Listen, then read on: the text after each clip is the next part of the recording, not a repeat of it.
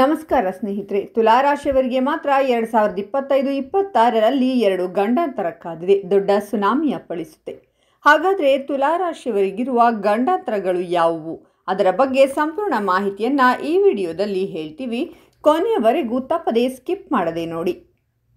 ಹಾಗೆ ನೀವು ಇನ್ನೂ ನಮ್ಮ ಜ್ಯೋತಿಷ್ಯ ದರ್ಶನ ಚಾನಲ್ಗೆ ಸಬ್ಸ್ಕ್ರೈಬ್ ಆಗಿಲ್ಲ ಅಂದರೆ ಈಗಲೇ ಸಬ್ಸ್ಕ್ರೈಬ್ ಮಾಡಿ, ಹಾಗೆ ಪಕ್ಕದಲ್ಲಿ ಬರೋ ಬೆಲ್ ಐಕಾನನ್ನು ಕ್ಲಿಕ್ ಮಾಡಿ. ನಿಮ್ಮ ಸಮಸ್ಯೆಗಳಾದಂತಹ ಸತಿಪತಿ ಕಲಹ, ಪ್ರೀತಿಯಲ್ಲಿ ಮೋಸ, ಭೂಮಿ ವಿಚಾರ, ಕೋರ್ಟ್ ಕೇಸ್, ವ್ಯಾಪಾರ, ಹಣಕಾಸಿನ ತೊಂದರೆ, ಸಾಲಬಾಧೆ, ಸ್ತ್ರೀಯರು, ಗುಪ್ತ ಸಮಸ್ಯೆ, ಹೀಗೆ ಹಲವಾರು ಸಮಸ್ಯೆಗಳಿಗೆ ಶಾಶ್ವತ ಪರಿಹಾರ ಮಾಡಿಕೊಡುತ್ತಾರೆ. ಡಿಸ್ಪ್ಲೇ ಮೇಲೆ ಕಾಣುವ ಗುರುಜಿ ನಂಬರ್ಗೆ ಒಮ್ಮೆ ಕರೆ ಮಾಡಿ. 2025ರ ಹೊಸ ವರ್ಷವು ತುಲಾರಾಶಿಗೆ ಸೇರಿದ ಜನರಿಗೆ ಉತ್ತಮವಾಗಿರಲಿದೆ. ಏಕೆಂದರೆ ಈ ವರ್ಷದ ಆರಂಭದಲ್ಲಿ ನಿಮಗೆ ಶುಭವನ್ನುಂಟು ಮಾಡುವುದು. 2025ರ ಅಕ್ಟೋಬರ್ನಲ್ಲಿ ಸೂರ್ಯನ ಸಂಚಾರದಿಂದಾಗಿ ತುಲಾರಾಶಿಗೆ ಸೇರಿದ ಜನರು ತಮ್ಮ ಆರೋಗ್ಯದ ಬಗ್ಗೆ ಹೆಚ್ಚಿನ ಕಾಳಜಿಯನ್ನು ವಹಿಸಬೇಕು. ಆಗ ಮಾತ್ರ ನಿಮ್ಮ ಆರೋಗ್ಯ ಉತ್ತಮವಾಗಿರುವುದು. ವರ್ಷದ ಆರಂಭದಲ್ಲಿ ನಿಮಗೆ ಮಾನಸಿಕ ಒತ್ತಡ ಉಂಟಾಗಬಹುದು. ಹಾಗಾಗಿ ಸಾಕಷ್ಟು ಯೋಚನೆ ಮಾಡುವುದನ್ನು ಕಡಿಮೆ ಮಾಡಿ. ಆರ್ಥಿಕ ವಿಷಯವಾಗಿ ಈ ವರ್ಷದ ಆರಂಭವು ನಿಮಗೆ ಉತ್ತಮವಾಗಿರುವುದು. ಬುಧನ ಸಂಚಾರದಿಂದಾಗಿ ನವೆಂಬರ್ ನಂತರ ನಿಮ್ಮ ಸಂಗಾತಿಯೊಂದಿಗಿನ ನಿಮ್ಮ ಸಂಬಂಧ ಉತ್ತಮವಾಗಿರುವುದು. ಈ ಅವಧಿಯಲ್ಲಿ ನೀವು ನಿಮ್ಮ ಸಂಗಾತಿಯೊಂದಿಗೆ ಧಾರ್ಮಿಕ ಕ್ಷೇತ್ರಕ್ಕೆ ಪ್ರಯಾಣಿಸುವ ಬಗ್ಗೆ ಯೋಜನೆಯನ್ನು ರೂಪಿಸುವಿರಿ. 2025ರ ಹೊಸ ವರ್ಷದಲ್ಲಿ ತುಲಾರಾಶಿಗೆ ಸೇರಿದ ಜನರ ಆರ್ಥಿಕ ಪರಿಸ್ಥಿತಿ ಉತ್ತಮವಾಗಿರುವುದು. ಅದರಲ್ಲೂ ವರ್ಷದ ಆರಂಭದ ತಿಂಗಳಾದ ಜನವರಿಯಲ್ಲಿ ನಿಮ್ಮ ಆರ್ಥಿಕ ಪರಿಸ್ಥಿತಿ ಸಾಕಷ್ಟು ಬಲದಿಂದಿರುವುದು. ಹಾಗಾಗಿ ಈ ಸಮಯದಲ್ಲಿ ನೀವು ಅತ್ಯಂತ ಹೆಚ್ಚಿನ ಲಾಭವನ್ನು ಲಕ್ಷ್ಮಿ ಕೃಪೆಯಿಂದಾಗಿ ಪಡೆಯುವಿರಿ. ಇದರ ನಂತರ ಫೆಬ್ರವರಿಯಲ್ಲಿ ನೀವು ಬೇರೆ ಬೇರೆ ವಿಧಾನಗಳಿಂದ ಹಣವನ್ನು ಸಂಪಾದಿಸುವಿರಿ. ಆದರೆ ವರ್ಷ ಪೂರ್ತಿ ನೀವು ನಿಮ್ಮ ಖರ್ಚನ್ನು ನಿಯಂತ್ರಿಸುವುದು ಉತ್ತಮ. ಇಲ್ಲದಿದ್ದರೆ ನಿಮ್ಮ ಖರ್ಚುಗಳು ನಿಮ್ಮ ಆರ್ಥಿಕ ಸಂಕಷ್ಟಕ್ಕೆ ಕಾರಣವಾಗಬಹುದು. ಹಾಗಾಗಿ ಹಣಕ್ಕೆ ಸಂಬಂಧಿಸಿದಂತೆ ನೀವು ಉತ್ತಮ ಯೋಜನೆಗಳನ್ನು ಮಾಡುವುದರೊಂದಿಗೆ ಉಳಿತಾಯ ಮತ್ತು ಖರ್ಚನ್ನು ಮಾಡುವುದು ಉತ್ತಮ. ನೀವು ಹೂಡಿಕೆ ಮಾಡಬೇಕೆಂದು ಯೋಚಿಸುತ್ತಿದ್ದರೆ ತಿಳಿದವರು ಮತ್ತು ಹಿರಿಯರ ಸಲಹೆಯನ್ನು ಪಡೆದುಕೊಳ್ಳುವುದು ಒಳ್ಳೆಯದು. ಗ್ರಹಗಳ ಚಲನೆಯಿಂದಾಗಿ ನೀವು ಎಲ್ಲ ರೀತಿಯ ಆರ್ಥಿಕ ಸಮಸ್ಯೆಗಳಿಗೆ ಪರಿಹಾರವನ್ನು ಕಂಡುಕೊಳ್ಳುವಿರಿ. ನೀವು ಎಲ್ಲಿಯಾದರೂ ಹಣವನ್ನು ಕಳೆದುಕೊಂಡಿದ್ದರೆ ಅವೆಲ್ಲವೂ ನಿಮಗೆ ವಾಪಸ್ಸು ಬರಬಹುದು. ಹಾಗಾಗಿ ಏಪ್ರಿಲ್ ನಂತರ ನೀವು ಹಣಕ್ಕೆ ಸಂಬಂಧಿಸಿದಂತೆ ಯಾವುದೇ ನಿರ್ಧಾರವನ್ನು ತೆಗೆದುಕೊಳ್ಳದೆ ಇರುವುದು ಉತ್ತಮ. ಇಲ್ಲದಿದ್ದರೆ ನಷ್ಟ ಸಂಭವಿಸಬಹುದು. ವರ್ಷದ ಕೊನೆಯ 2 ತಿಂಗಳಾದ ಅಕ್ಟೋಬರ್ ಮಧ್ಯದಿಂದ ನವೆಂಬರ್ ಮಧ್ಯದವರೆಗೆ ನಿಮ್ಮ ಜಾತಕದ 2ನೇ ಮನೆಯ ಅಧಿಪತಿಯು 9ನೇ ಮನೆಗೆ ಚಲಿಸುವನು.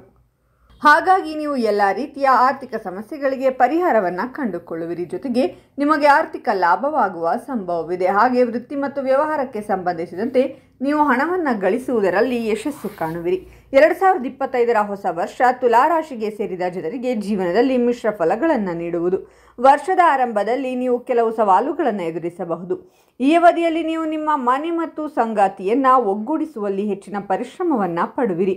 ಆದರೆ ಜನವರಿಯಿಂದ ಏಪ್ರಿಲ್ವರೆಗಿನ ಅವಧಿಯಲ್ಲಿ ನೀವು ನಿಮ್ಮ ಸಂಗಾತಿಯ ಸಂಪೂರ್ಣ ಬೆಂಬಲವನ್ನು ಪಡೆಯುವಿರಿ. ಜೊತೆಗೆ ನೀವು ನಿಮ್ಮ ಗಂಡನ ಮನೆಯವರಿಂದ ಉಡುಗೊರೆಯನ್ನು ಪಡೆಯುವ ಯೋಗವಿದೆ. ಜೂನ್ ಮತ್ತು ಜುಲೈ ತಿಂಗಳಲ್ಲಿ ನೀವು ಸಾಕಷ್ಟು ಎಚ್ಚರಿಕೆಯಿಂದ ಇರಬೇಕು. ಈ ಅವಧಿಯಲ್ಲಿ ನೀವು ನಿಮ್ಮ ಸಂಗಾತಿಯೊಂದಿಗೆ ಜಗಳ ಅಥವಾ ವಾದ ವಿವಾದ ಮಾಡುವ ಸಾಧ್ಯತೆ ಇದೆ.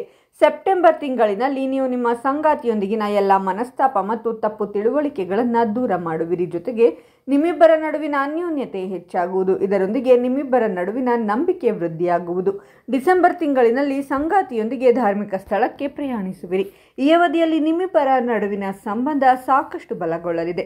ನವವಿವಾಹಿತರು ಈ ಸಮಯದಲ್ಲಿ ಸಂತಾನ ಭಾಗ್ಯ ಪಡೆಯುವ ಯೋಗವಿದೆ.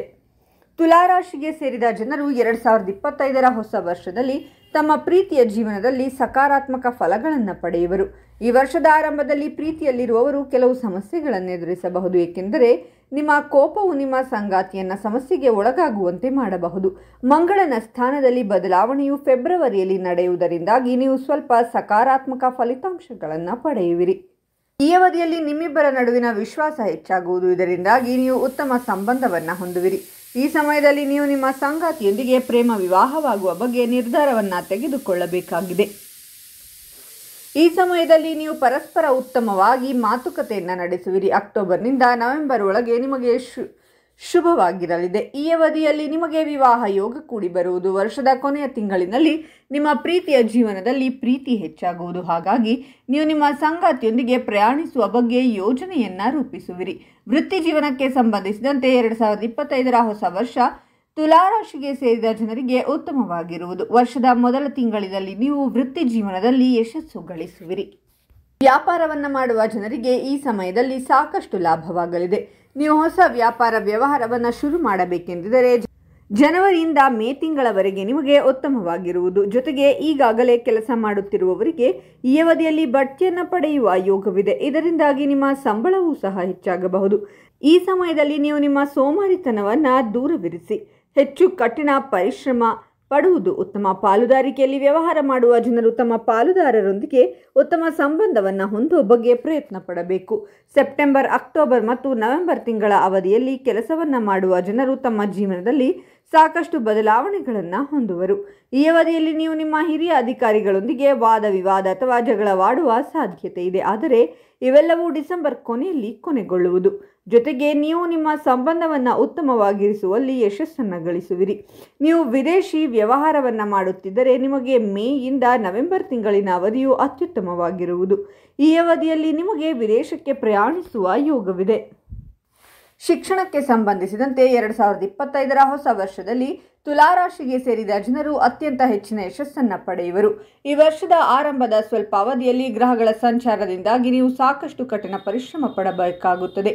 ನಂತರ ಮಂಗಳನು ತನ್ನ ರಾಶಿಯನ್ನು ಬದಲಾಯಿಸುವುದು. ಅದು ನಿಮ್ಮ ಜಾತಕದ 4ನೇ ಮನೆ ಮೇಲೆ ಪ್ರಭಾವ ಬೀರಲಿದೆ. ಹಾಗಾಗಿ ಈ ಅವಧಿಯಲ್ಲಿ ತುಲಾರಾಶಿಗೆ ಸೇರಿದ ವಿದ್ಯಾರ್ಥಿಗಳು ತಮ್ಮ ಕಠಿಣ ಪರಿಶ್ರಮಕ್ಕೆ ತಕ್ಕಂತಹ ಫಲವನ್ನು ಪಡೆಯುವರು.